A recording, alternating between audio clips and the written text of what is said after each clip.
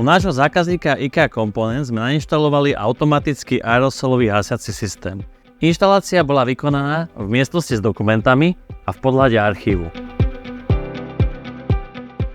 Hasiaci systém pozostáva z ústredne riadi celý systém, vyhodnocuje detekciu, vyhlasuje poplach a zahajuje hasenie, dá informáciu na EPS, detekčná časť.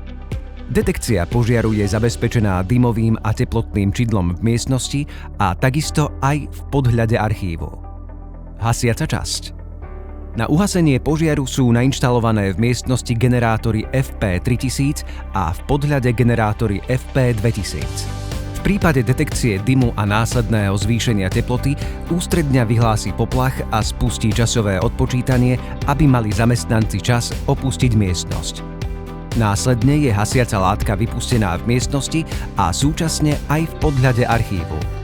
Hasiaca látka nepoškodí doklady ani elektroniku, ktorá sa nachádza v miestnosti.